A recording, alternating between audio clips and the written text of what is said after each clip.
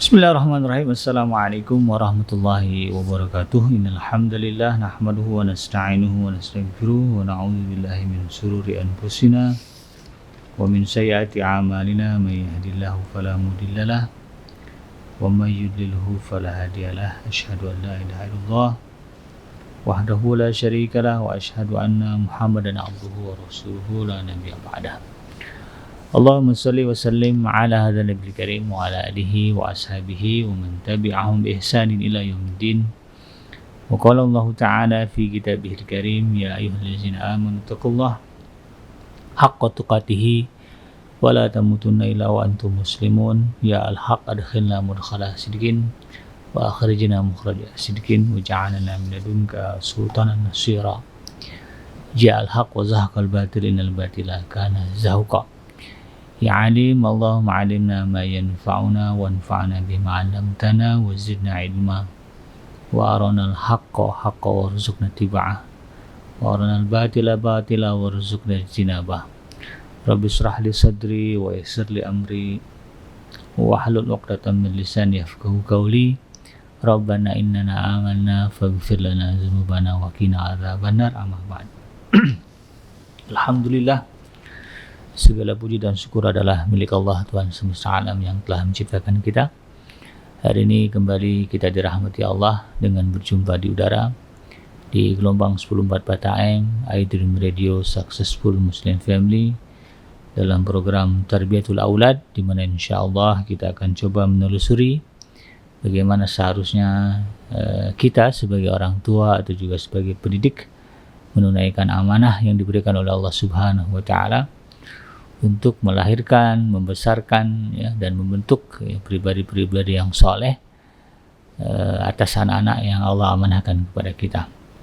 Tidak lupa kita baca salawat dan salam. Allahumma sholli ala sayyidina Muhammad wa ala ali sayyidina Muhammad. Assalamualaikum ayuhan nabi wa rahmatullahi wabarakatuh.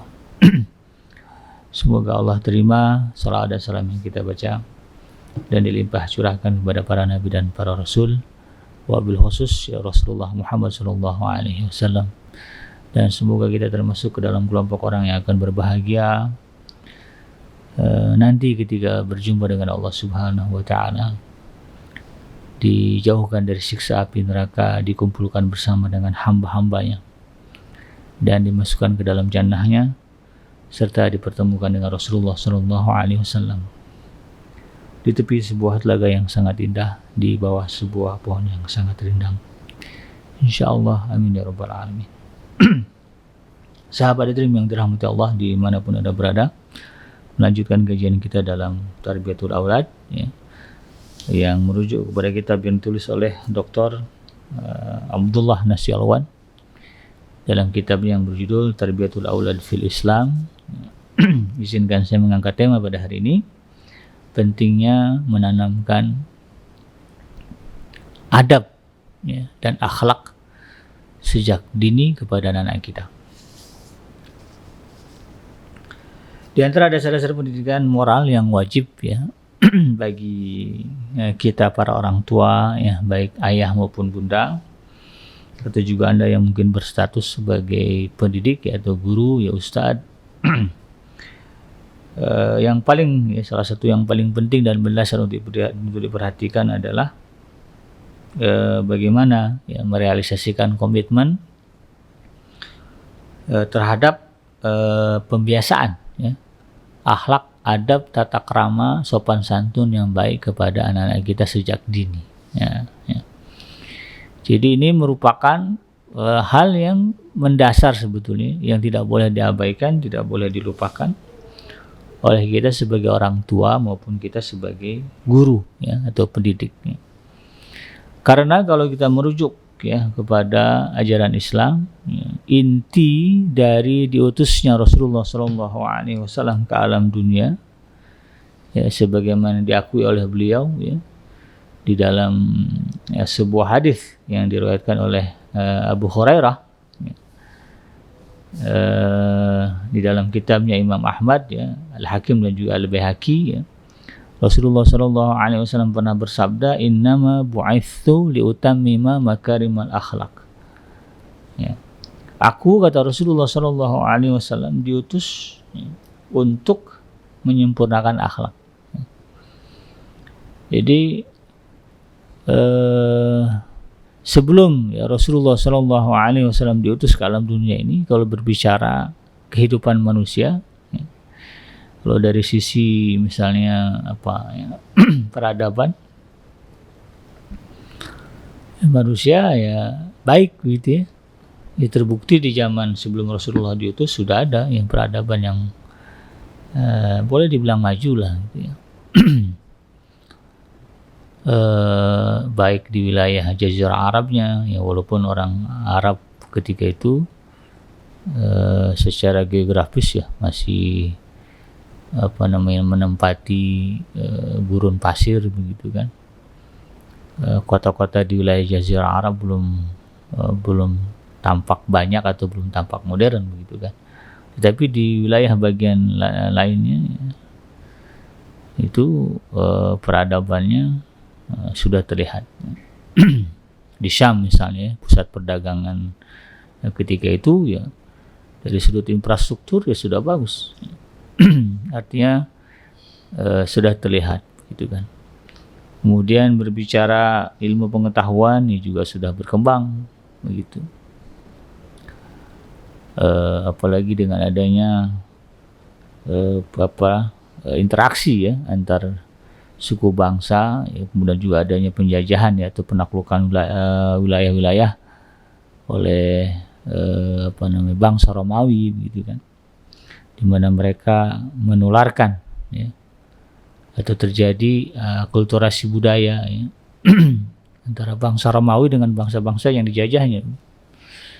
Kita kalau berbicara bangsa Romawi kan yang kita paling ingat ya itu tadi ya, adanya para filsuf-filsuf yang memiliki pemikiran logis gitu ya, yang kemudian mengembangkan ilmu pengetahuan.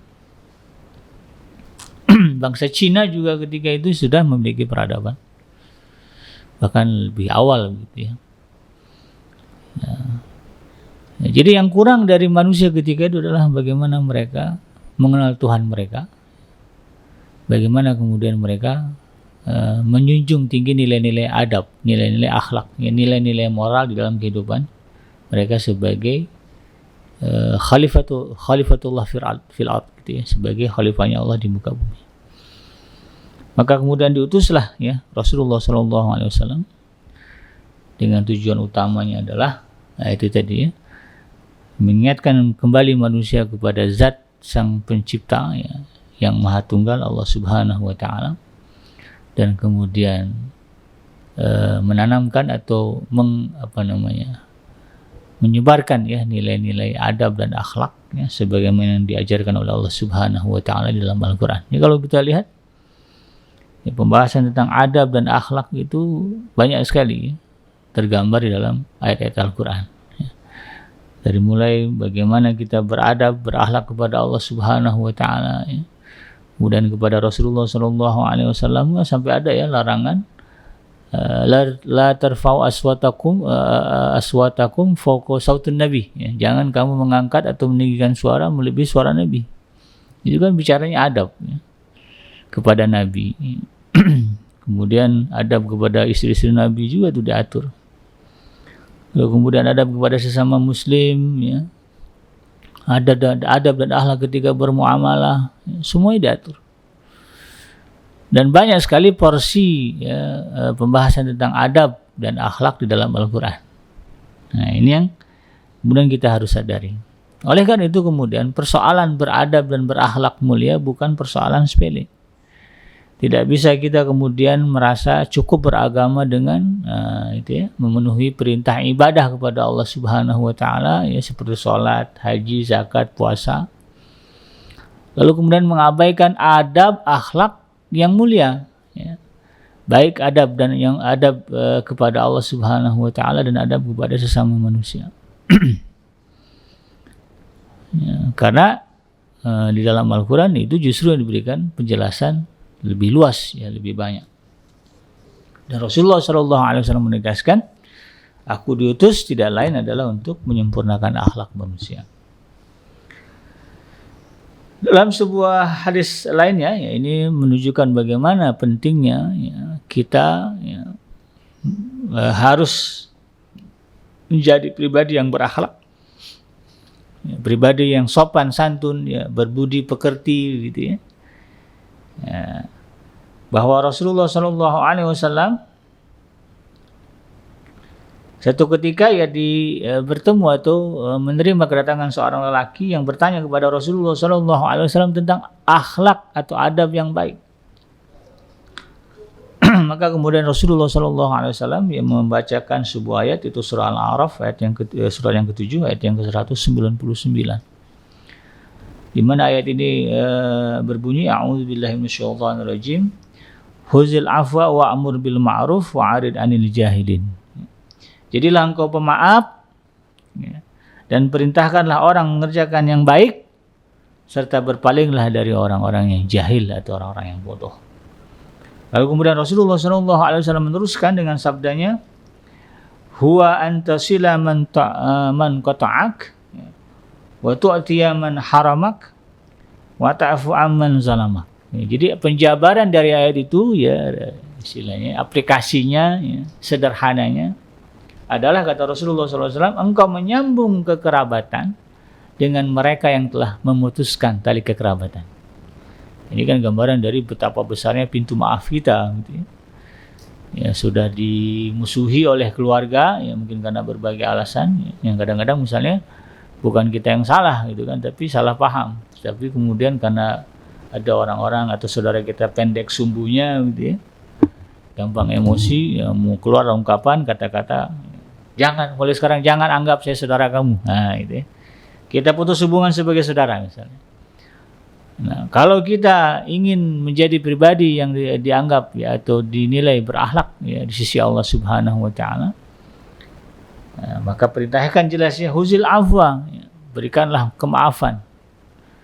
Nah, dalam hal ini prakteknya itu, ya, kalau ada mungkin di antara kita yang pernah diputuskan hubungan kekerabatannya oleh saudara kita, teman kita misalnya, ya, untuk mengamalkan ayat ini, kata Rasulullah SAW, antasila man qata'a, ya.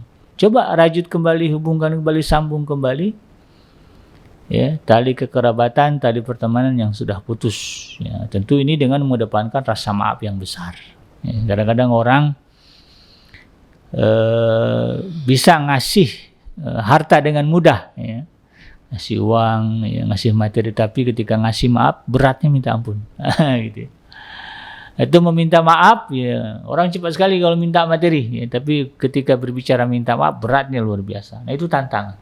Disitulah nilai kesalehan kita di sisi Allah Subhanahu wa taala, mampu mengatasi itu. Wa tu'tiya man haramak, dan kamu memberi, ya, atau bersedekah, gitu ya, kepada orang-orang yang selama ini justru ya pelit, ya, atau menahan pemberian kepada dirimu.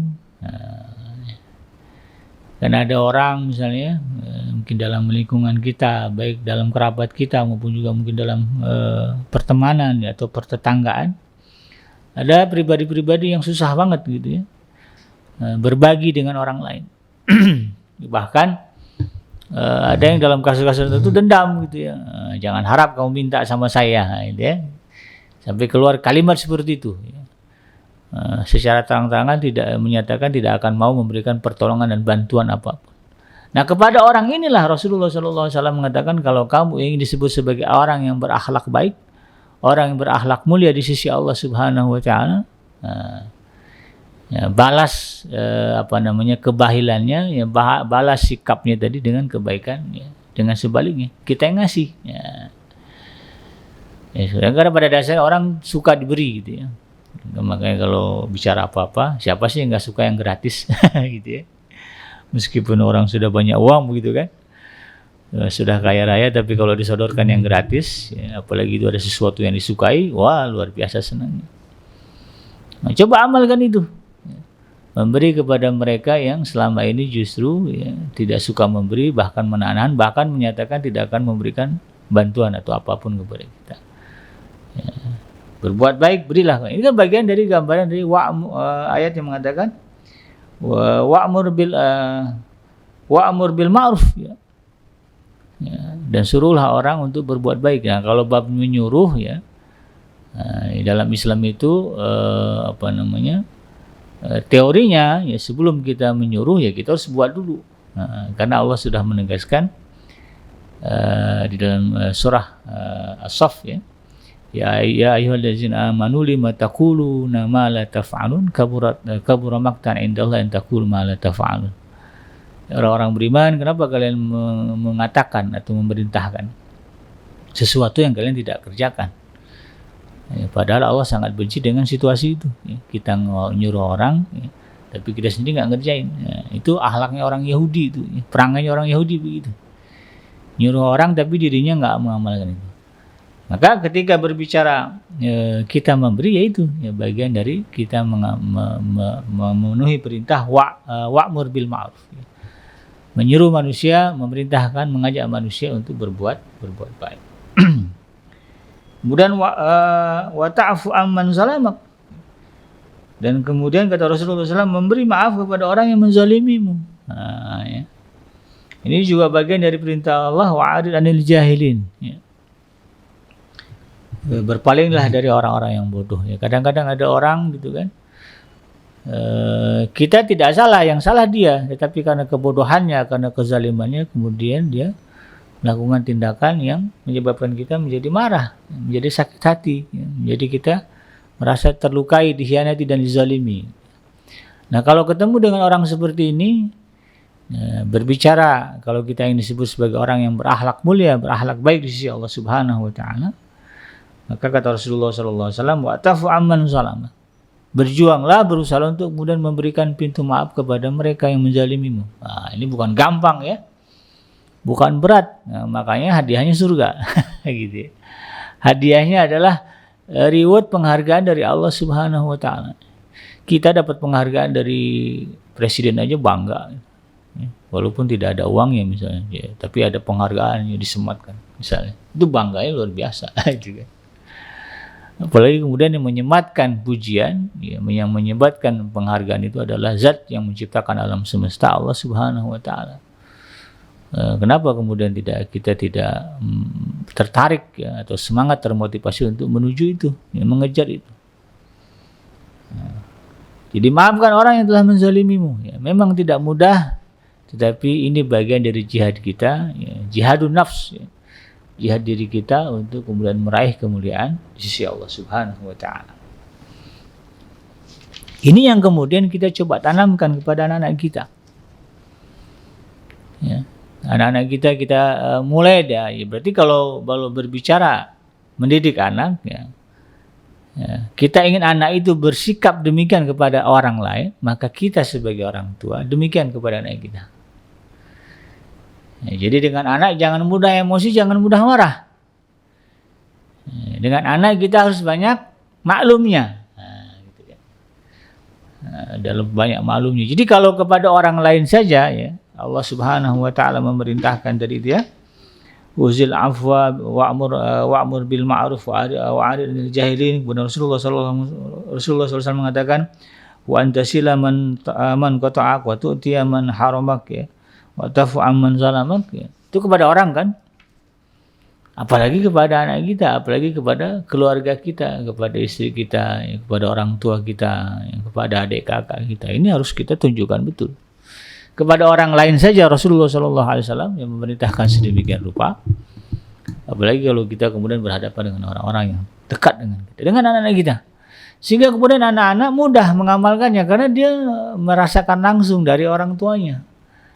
Ya, orang tuanya bilang, nah kalau sama temen ya yang suka jahat sama kamu, ya maafkan, ya, jangan dendam, ya. Maka dia akan cepat menerima itu ketika dia melihat orang tuanya begitu, ya, orang tuanya tidak pendendam ya kepada dirinya, ya. Orang tuanya pemaaf, ya. Kalau berbicara anak-anak kan ujiannya begitu ya, ya barang yang kita jaga nggak sengaja dia rusak, ya. Apalagi ya, kita jaga jangan sampai ada rahasia gitu kan, ya, jangan sampai terbongkar, ya, dibongkar sama anak kita, ya, dengan kepolosannya. Itu kan ya. Nah, itu ujian begitu kan. Bagaimana kemudian ya, kita bisa menunjukkan akhlak yang mulia kepada anak kita. Kalau kepada orang lain saja kita mampu memaafkan, ya, mampu menyambung rasa tali silaturahim, tali kasih dan sayang, apalagi kemudian kepada anak kita. Ya biasalah bikin kadang-kadang ada anak yang sudah dewasanya gitu kan, luar biasa misalnya. Karena ingat mungkin memori di zaman kecil dengan orang tuanya kurang baik, ya akhirnya terputus silaturahim dengan orang tua. Maka dalam hal ini ya orang tua ya amalkanlah apa yang diperintahkan oleh Rasulullah SAW. Sambung. Ya anaknya nggak sempat datang ya, atau marah dengan orang tuanya datanglah. Menyambung tali silaturahim. Sehingga ketika itu dirasakan oleh anak kita, ketika kita berpesan kepada anak kita apa yang dipesan oleh Rasulullah SAW dalam konteks ya menunjukkan akhlak yang mulia kepada orang lain, anak kita mampu mengamalkannya.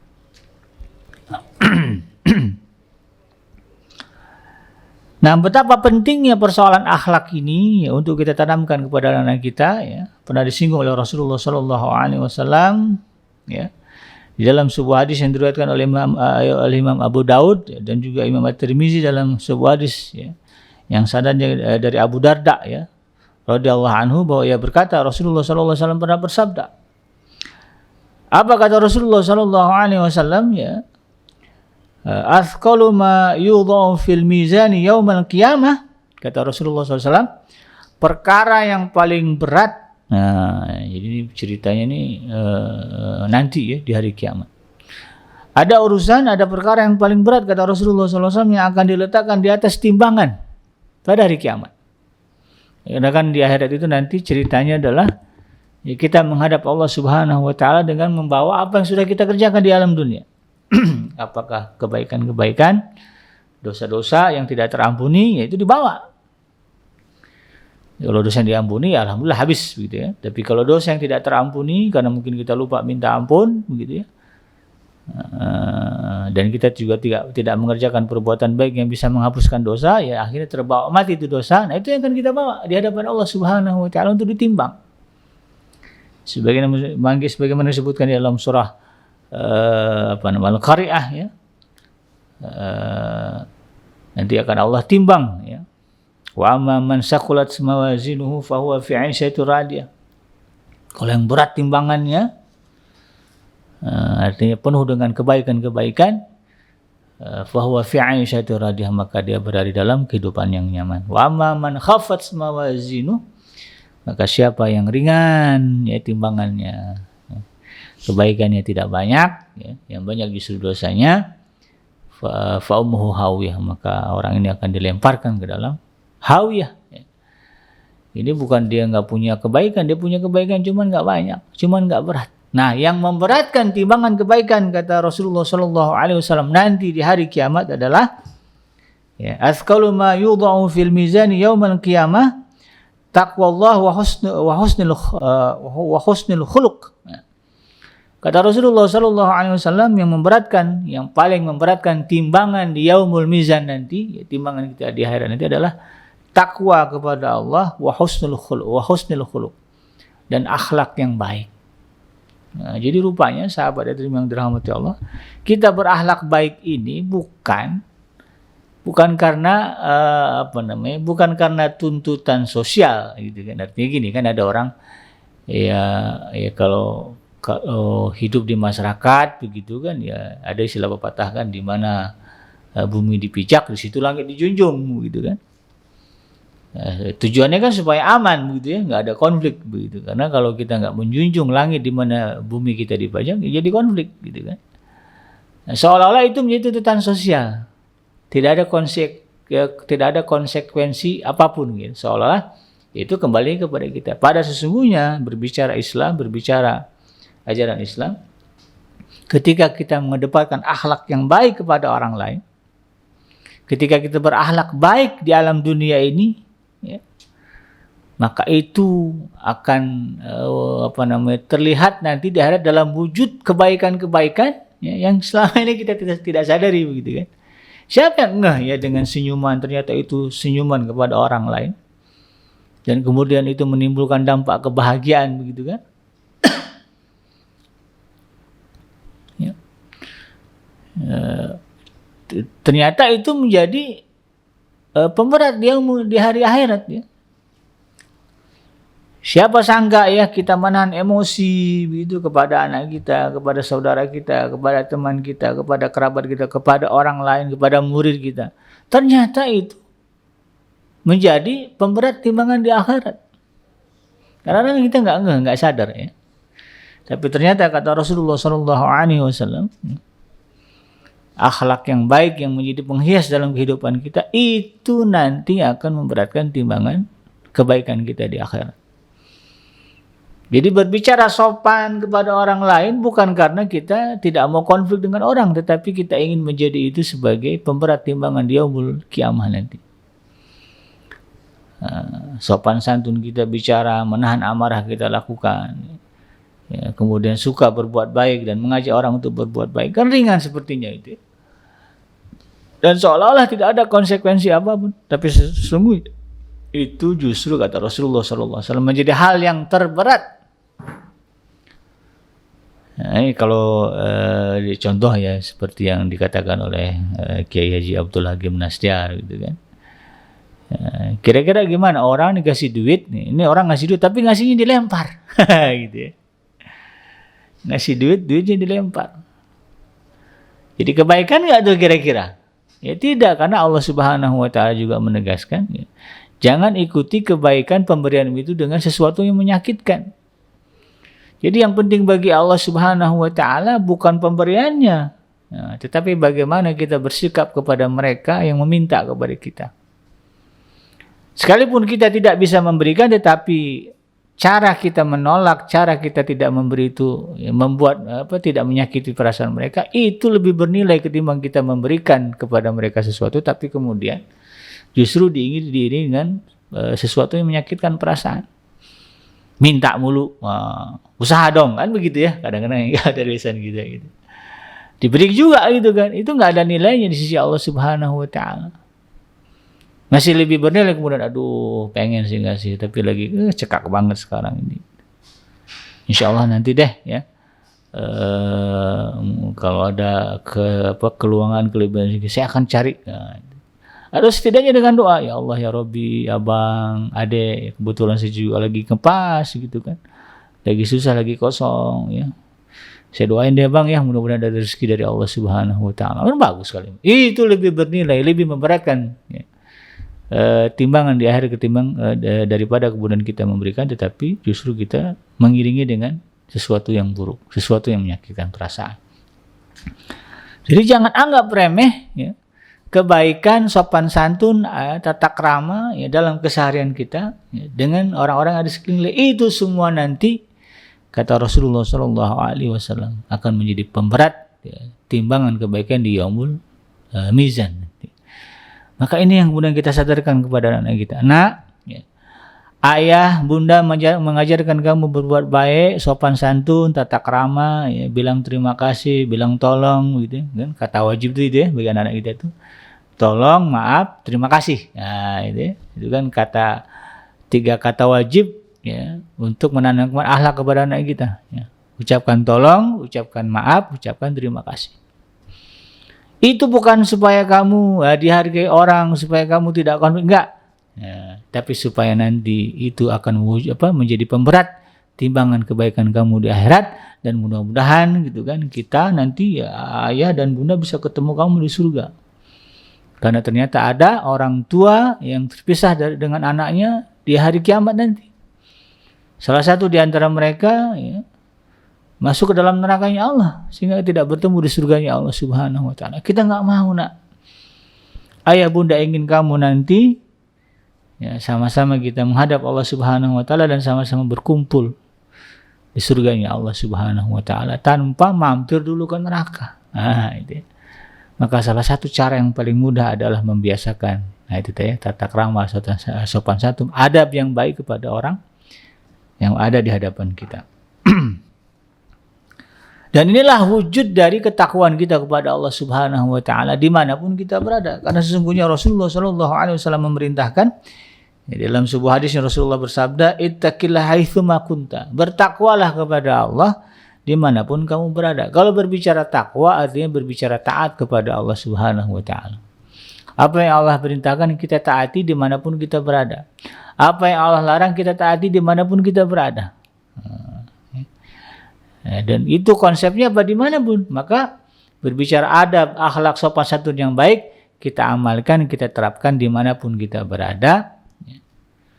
Dengan tentunya menimbang mengingat ya, budaya yang ada di tempat kita berada. Kadang-kadang ya baik yang menurut budaya ini ternyata tidak baik menurut budaya orang lain begitu ya. Kalau orang Sunda gitu kan ditawarin makan ya ditunjukkan rasa segannya dulu, aduh terima kasih sudah gitu, nolak lah gitu ceritanya ya, karena nggak mau merepotkan orang lain. Tapi kalau di Sumatera Barat, ya, terutama di Pariaman, kalau nolak dikasih, wah itu penghinaan. Gitu. Diajak makan, disuguhin makanan banyak, tapi nolak-nolak, wah ini ya nggak sopan, gitu kan. Jadi ya tentu kita akan paham sendirilah ya ketika kita sudah berada di wilayah-wilayah yang berbeda dari tempat kita. Tetapi pada intinya adalah bagaimana kita bisa ya, menyenangkan perasaan ya, orang yang ada di sekitar kita dengan tingkah pola kita, cara kita berbicara, cara kita bersikap, ya, cara kita berinteraksi dengan mereka. Ini yang kemudian kita tanamkan kepada anak kita. Ya, hal itu ya kalimat ittaqullaha haitsuma kunta diucapkan oleh Rasulullah SAW ketika ada seseorang meminta nasihat kepada Rasulullah. Wahai Rasulullah, berilah saya nasihat. Maka Rasulullah SAW mengatakan, ittaqullaha haitsuma kunta. Bertakwalah kepada Allah dimanapun kamu berada. Lalu kemudian orang ini meminta lagi, berkata lagi kepada Rasulullah, tambahkanlah kepada Rasulullah. Ya, saya pahamlah kalau bab itu, coba tambah lagi ya Rasulullah nasihat kepada saya. Kemudian Rasulullah SAW mengatakan, atbi'in sayyi'atal hasanah tamhuha. Iringilah perbuatan jelekmu dengan kebaikan, niscaya kebaikan itu akan menghapuskannya. Ya, kalau kamu merasa banyak buat dosa, merasa banyak buat salah, ya, maka perbanyak juga kebaikan-kebaikan. Ya, dalam hal ini apa itu tadi? Ya, katakanlah kita dosa kepada Allah Subhanahu Wa Taala nggak terhitung banyaknya. Ya. Kelalaian kita kepada Allah Subhanahu Wa Taala, sering melupakan Allah Subhanahu Wa Taala dalam aktivitas kita. Ya, bahkan tidak patuh kepada perintah Allah Subhanahu Wa Taala. Ya, suka melanggar larangan Allah Subhanahu Wa Taala. Maka iringi itu semua dengan kebaikan-kebaikan. Yang paling ringan adalah bagaimana kita berakhlak, beradab, bersopan santun, berbicara baik ya, kepada orang-orang yang ada di sekitar kita. Harapannya apa? Mudah-mudahan itu semua bisa menjadi penghapus, menjadi kafarat ya, atau penebus atas segala dosa-dosa yang kita lakukan. Kemudian orang ini berkata lagi, Rasulullah tambahkan lagi, gitu kan? Ya, bertakwa kepada Allah dimanapun, kemudian berbuat baik yang mengiringi keburukan-keburukan yang kita lakukan, begitu. Maka kemudian Rasulullah SAW mengatakan, khaliqin nas bihulukin hasan. Ya. Pergaulilah manusia dengan cara yang baik. Nah, ini perintah Rasulullah SAW. Ini kemudian kita sampaikan perintah ini kepada anak-anak kita. Ya secara fitrah begitu kan, sebagai manusia kita senang diperlakukan baik oleh orang lain.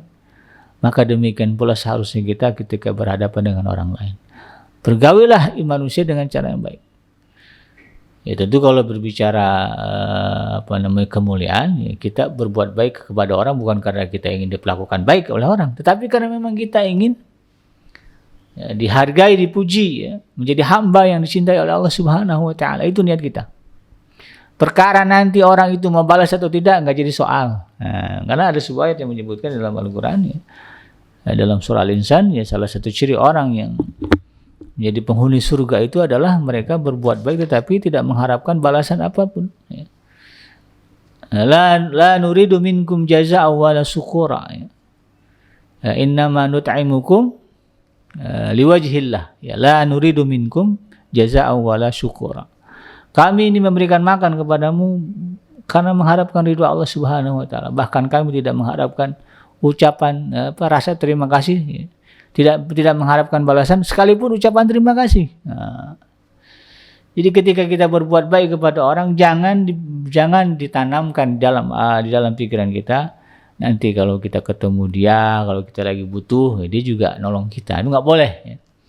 Kadang kan ada mungkin obrolan kita dengan orang-orang, ya, dengan orang-orang yang selalu kita kasih, kita beri, ya, atau orang yang ada sekitar kita. Ya. Hari ini saya tolong Bapak, gitu kan. Besok-besok Bapak tolong saya, gitu ya. Ya, hari ini ya, saya membantu Bapak, membantu adik, insya Allah nanti siapa tahu ya, saya juga butuh pertolongan adik, Bapak Ibu tolong saya. Itu jangan ada di dalam benak pikiran kita. Tapi yang ada apa? Kita melakukan itu semua ya, karena perintah dari Allah Subhanahu wa taala. Kita ingin dianggap dimuliakan oleh Allah Subhanahu wa taala sebagai hambanya yang saleh. Nah, itu aja. Ya, niatkan. Nah, ini yang kita ajarkan kepada anak kita. Karena apa? Ketika kita berpikir nanti ya melakukan itu karena harapan adanya balasan dari manusia, ketika nggak dibalas itu jadi kecewa. Padahal harusnya apa? Kalau kita berbuat baik ya, yang lahir itu adalah kebahagiaan. Ya, ada ayat yang menyebutkan ya. Innal ladzina amanu wa amilus shalihat tuba lahum wa husnu ma'ab. Orang-orang yang beriman dan beramal soleh, kebahagiaan bagi mereka dan tempat kembali yang baik. Surah Al-Ra'd ayat yang ke-29. Kalau kita beriman dan beramal soleh, yang kita dapatkan dari amal soleh kita itu kebahagiaan. Jadi jangan sebaliknya, ya, perasaan sudah beriman dan coba beramal soleh, tapi kok jadi gondok di hati, jadi kesal di hati. Kenapa? Rupanya itu tadi terselip di dalam hati kita harapan ya, untuk dibalas ya, oleh orang yang menjadi objek kebaikan kita. Nah, kita habis ngasih ternyata diam aja tuh, datar aja reaksinya, muncul di hati. Ini orang kebangetan ya, udah ditolong ya, kok begitu aja gitu. Makasih kayak bilang, itu kan kadang-kadang ada terbersit di hati. Ini nggak boleh ya, kita perjuangkan, kita usahakan itu kita redam, kita hilangkan. Ya, dibalas tidak, ya, dibalas atau tidak, ya, kemudian diapresiasi atau tidak, bukan persoalan. Karena yang kita hadapi adalah Allah Subhanahu wa taala. Yang kita tuju dari kebaikan kita, dari akhlak kita, sopan santun kita adalah Allah Subhanahu wa taala, bukan yang lain. Diriwayatkan dari Abu Daud, At-Tirmizi dan selain dari mereka berdua ya, sebuah hadis dari Abu Hurairah radhiyallahu anhu yang berkata bahwa Rasulullah sallallahu alaihi wasallam pernah bersabda, akmalul mu'minin imana, kata Rasulullah sallallahu alaihi wasallam ya, ahsanuhum khuluqa. Ya, sesempurna-sempurnanya iman seorang mukmin. Nah, ini kalau kita berbicara insan kamil begitu ya. Nah, kita kan ingin jadi insan paripurna, manusia yang paripurna, ya, manusia yang sempurna. Dalam artian kesempurnaan sebagaimana digariskan oleh Allah Subhanahu wa taala. Maka kalau kita ingin ya, disebut sebagai orang yang sempurna imannya, kata Rasulullah sallallahu alaihi wasallam, ahsanuhum khuluqa. Adalah mereka yang paling baik akhlaknya, paling baik tata keramanya, sopan santunnya, pembicaraannya, sikapnya. Nah, jadi mafhum mukhalafahnya begitu kan? Ya, kebalikannya apa? Maka iman kita tidak sempurna kalau kemudian akhlak kita ya, baik kepada Allah maupun kepada sesama manusia buruk. Ya. Kerudungnya panjang bahkan pakai cadar, tapi kalau akhlaknya ya, kepada manusia misalnya buruk, maka imannya tidak sempurna. Jenggotnya bagus, gitu ya. Jidatnya juga ada bekas sujud misalnya, tapi akhlaknya ya, buruk, ya, sering mencaci, sering memaki, merendahkan, ya, bahkan padahal kan berbicara merendahkan itu dilarang ya oleh Allah Subhanahu wa taala. Ya. Oleh Rasulullah SAW juga ditegaskan tidak boleh ya. La yadkhulul jannata man kana fi qalbi misqala dzarratin min kibir. Ya. Nggak akan masuk ke dalam surganya Allah orang yang di hatinya ada sifat sombong. Ya, sahabat nanya, apa itu sombong wahai Rasulullah SAW? Sombong adalah menolak kebenaran dan merendahkan manusia. Nah, ini kalimatnya merendahkan manusia. Ya. Ya, siapapun itu, ya meskipun kafir nggak boleh kita rendahkan. Ya. Ya. Nah, itu yang dicontohkan oleh Rasulullah SAW. Rasulullah memuliakan sesiapapun begitu kan. Sekalipun itu musuhnya dia muliakan, sehingga kemudian banyak orang yang tadi menjadi musuh Rasulullah SAW lalu kemudian mendapatkan hidayah dan menjadi pembela, ya, menjadi pecinta yang agung kepada Rasulullah SAW. Yang mungkin kita tahu ya sosok siapa? Panglima perang di zaman Rasulullah SAW, ya Sayyidina Khalid bin Walid. Itu dulunya musuh besar Rasulullah itu ya, terbukti pada perang setelah perang Badar, perang Uhud ya. Perang Badar kan orang kaum muslimin menang ya. Maka pada perang Uhud kaum muslimin kalah. Dan diceritakan dalam Al-Quran. Salah satu kunci kemenangan orang-orang kafir ketika itu panglimanya adalah Khalid bin Walid. Sayyidina Khalid bin Walid. Menjadi musuh Rasulullah SAW.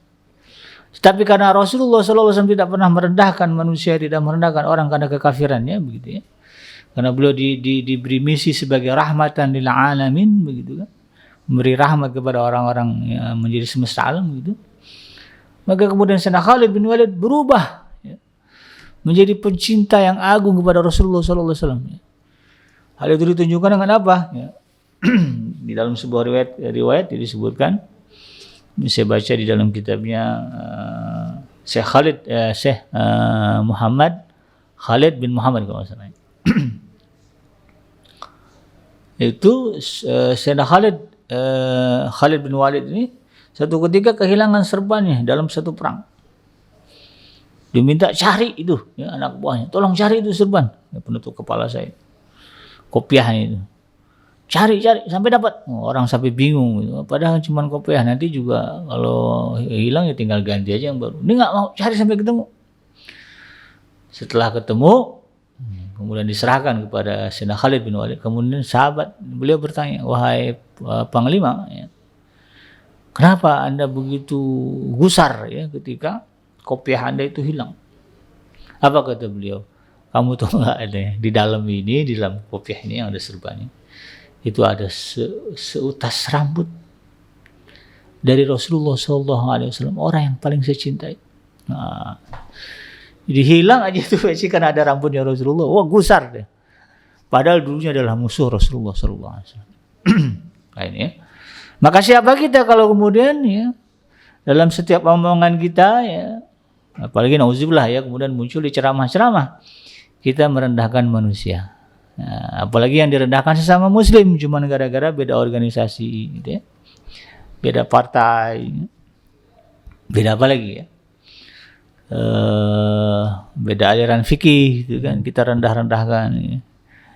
Kita salah-salahkan ya, kita anggap sebagai penghuni neraka. Siapa kita gitu ya? Rasulullah SAW tidak begitu ya. Jangan mudah mengeluarkan kalimat-kalimat yang tidak diucapkan oleh Rasulullah SAW sering. Rasulullah cuma ngucapin sekali, dia ngucapinnya berkali-kali. Ya, ini nggak boleh ya. Ini yang kita harus paham. Dan itu kita ajarkan kepada anak-anak kita. Diriwayatkan oleh Muhammad bin Nasr al-Marwazi, ada seorang laki-laki yang datang menghadap Rasulullah SAW, kemudian dia bertanya, wahai Rasulullah, apakah agama itu? Rasulullah SAW menjawab, husnul khuluq. Agama itu kata Rasulullah SAW adalah akhlak yang baik. Maka dalam surah Al-Qalam ya Rasulullah SAW di ayat yang keempat ya, dipuji oleh Allah Subhanahu Wa Taala, dan ini harus menjadi uswah teladan bagi kita. Wa innaka la'ala khuluqin azim. Sesungguhnya engkau Muhammad berada pada budi pekerti yang agung. Nah, kita kadang-kadang bab poligami ya kita katakan sunnah ya, sunnah Rasulullah. Oh, kita ikutin, kita omong-omongin. Tapi giliran akhlak yang mulia kita jarang angkat. Padahal inilah yang penting ditiru dari Rasulullah SAW. Akhlaknya itu, husnul khuluq. Kemudian laki-laki itu menghampiri Nabi SAW dari arah kanannya dan bertanya lagi. Tadi ngomong dari sebelah kiri, ya Rasulullah, apa sih agama itu? Gitu ya. Rasulullah kemudian menjawab, husnul khuluq, akhlak yang baik. Kemudian dia bergeser ke kanan, gitu. Nanya lagi, ya Rasulullah, gitu kan? Wahai Rasulullah, apakah agama itu? Ya, Rasulullah kemudian menjawab, tetap hal yang sama, husnul khuluq, berakhlak yang baik. Kemudian laki-laki itu menghampiri Nabi dari arah belakangnya, ya mungkin sambil jalan gitu kan. Nanya lagi, wahai Rasulullah, apa sih agama itu? Kemudian Rasulullah SAW menoleh ke belakang sambil bersabda, amma tafqah, ya, apa kamu nggak paham? Ya. Huwa ala taghdab. Yang dimaksud dengan agama yang baik itu adalah engkau tidak marah. Ya, jadi Rasulullah tahu nih orang ini kerjaannya marah-marah melulu, emosian melulu. Ya, makanya kepada orang ini ditegaskan oleh Rasulullah SAW secara spesifik tentang akhlak yang baik itu apa? Jangan marah-marah melulu. Gitu. Ya, ini mungkin menjadi peringatan bagi kita yang mungkin masih suka marah-marah, suka emosi, apalagi yang menjadi objek kemarahan kita adalah orang-orang terdekat kita. Kadang-kadang stres di kantor. Ya. Ini kalau punya bos, ya saya yang jadi bos terutama nih, yang merasa jadi pimpinan, jadi atasan. Ya. Kalau memang ingin imannya sempurna, ya, ingin disebut memiliki akhlak yang baik, jangan suka marah-marah ke bawahan. Ya. Kasihan ya bawahan itu. Kalau kita marahi, maka yang akan menjadi objek kemarahan bawahan ini siapa? Orang-orang terdekatnya. Ya. Anak, terutama anak-anak yang paling lemah. Ya. Kalau istri atau suami dimarahin, ngelawan dia. Gitu ya. Tapi kalau anak dimarahin, dia bisa apa? Nah, maka wajar juga kemudian angka KDRT ya di negara kita masih tinggi. Nah, ini pikirkanlah ya para bos yang suka marah-marah sama anak-anaknya, anak buahnya, bawahannya, jangan dilakukan lagi. Ingat ya, nanti Rasulullah SAW akan ketemu dengan kita. Dan ingat, kita mengharapkan syafaat dari Rasulullah SAW. Kalau kita ingin mendapatkan syafaat dari Rasulullah, ya, ikutilah sunnah, ikutilah ajaran Rasulullah SAW. Salah satunya apa itu tadi? Ya? Huwa ala taghdab. Ya. Yang disebut dengan agama itu jangan suka marah-marah. Nah, inilah yang kemudian kita coba tanamkan kepada anak-anak kita. Ya, kalau kita bilang anak-anak jangan gampang marah, tapi kita marah melulu sama dia, ya nggak ngefek. Gitu. Kita ngomong ke istri kita, ma jangan ngomel-ngomel melulu, tapi kita ngomel-ngomel melulu, nah, ya nggak ngefek. Ya, kalau kita ingin nasihat kita ngefek kepada anak kita, ya, kita ingin anak-anak kita yang nggak suka marah, maka kita jangan marah-marah sama dia. Ya. Kita ingin anak-anak kita itu sopan santun kalau ngomong, kita ngomong sama dia juga sopan santun, ya. Lembah lembut. Ya. Kita ingin anak-anak kita ini mudah memaafkan kesalahan orang lain, tidak mudah dendam. Kita juga gitu sama dia, jangan dendaman itu. Oh begitu kamu ya, lihat nanti papa nggak akan. Nah, ya, itu udah panjang ceritanya. Ya.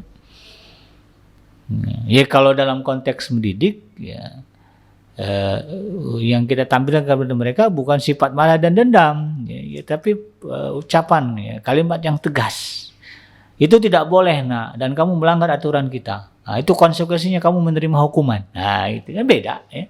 Dengan kita ngomong, oh begitu ya, awas kamu nanti. Kalau kayak gitu nih, papa nggak akan begini-gini. Nah, itu dendam namanya. Ya. Maka nanti konteksnya akan berubah. Nah, ini anak harus paham. Ya, jadi orang Islam itu harus cerdas. Ya, cerdas secara IQ, cerdas secara lisan, secara rohani. Ini yang kemudian harus kita paham. Nah, itulah ya garis-garis dari teladan yang diberikan oleh Rasulullah SAW terkait dengan akhlak, ya, atau sopan santun, etika, pekerti, dan juga pergaulan yang baik. Dan hendaknya kita para orang tua berusaha menerapkannya, ya, dalam kehidupan kita, dalam skala yang kecil rumah tangga. Kita tanamkan kepada anak kita. Kalau di sekolah itu yang kita hidupkan.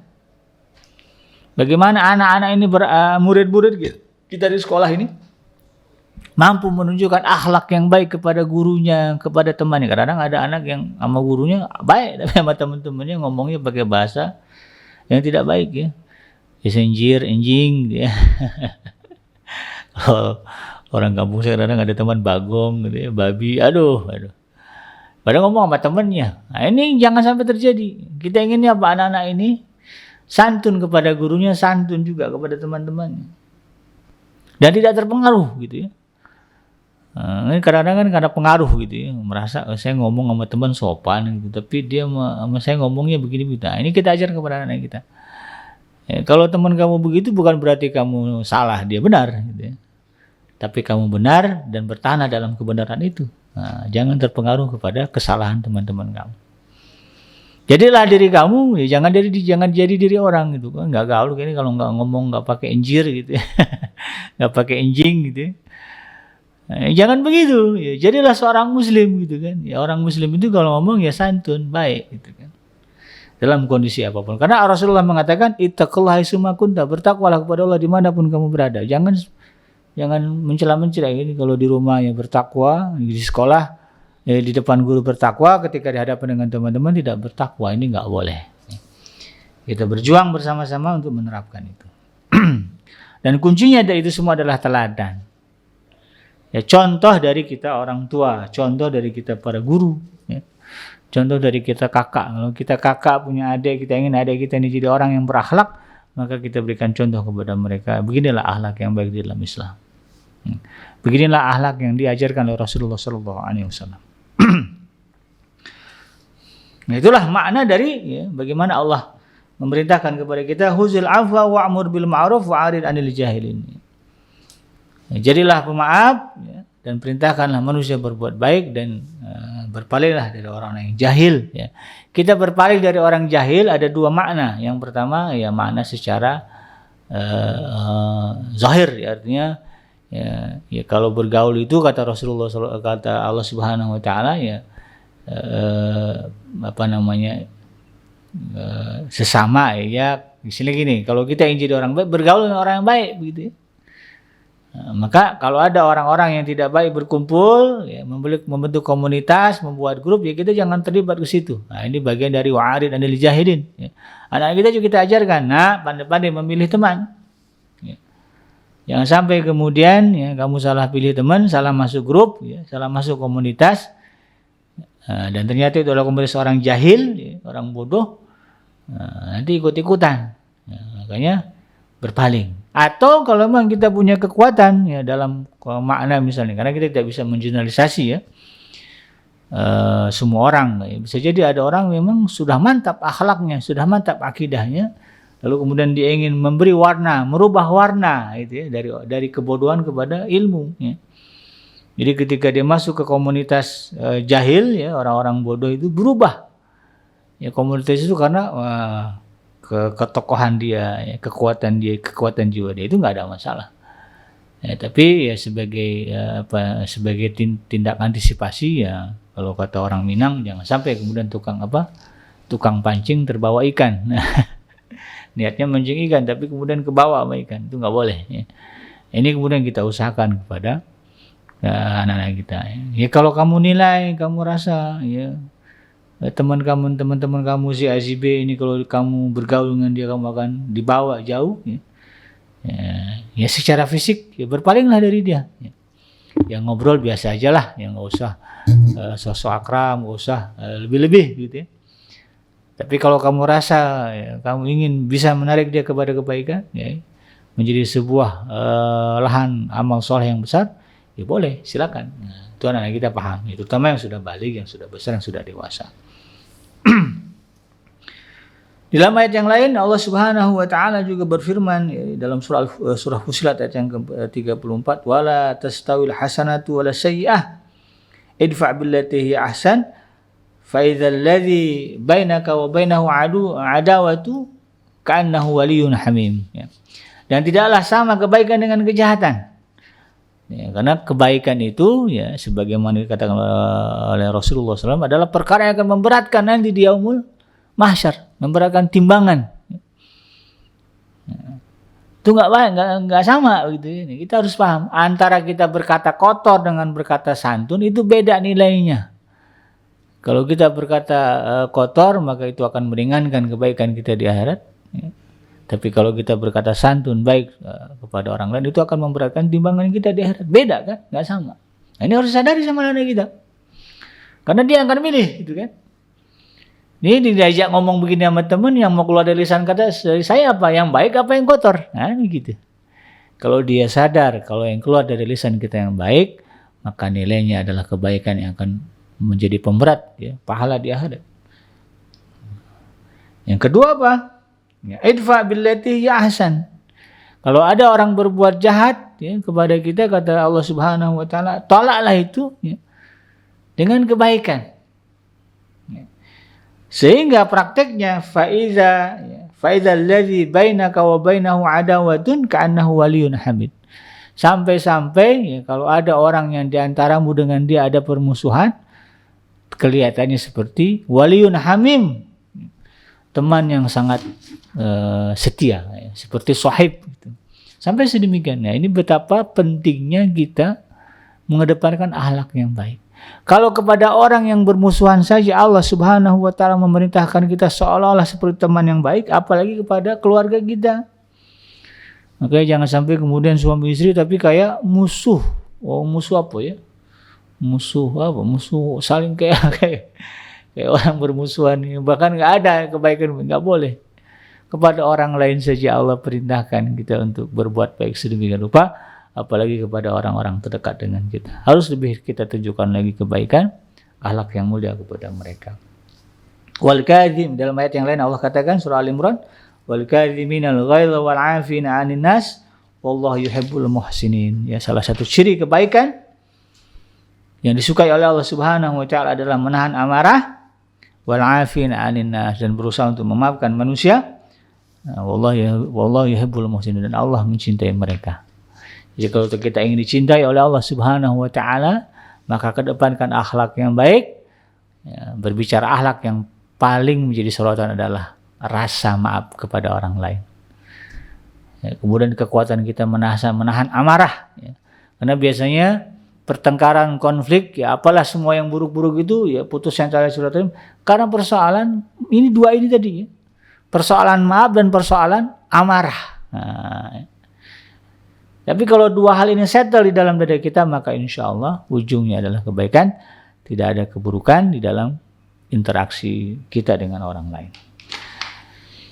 Mudah-mudahan ini bermanfaat ya dan bisa kita amalkan dalam kehidupan kita. Mari kita bersama-sama ya, bukan berarti Abi Kenji juga sudah top ya, tidaklah ya, justru saya malah masih banyak kurangnya.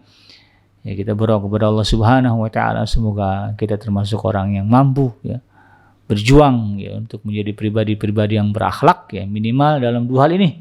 Ya, bagaimana kita bisa memberikan maaf kepada orang lain dan bagaimana kita bisa menahan amarah ya, kepada orang lain. Subhanaka Allahumma rabbana wa bihamdika asyhadu an la ilaha illa anta astaghfiruka wa atubu ilaik. Walhamdulillahirabbil alamin.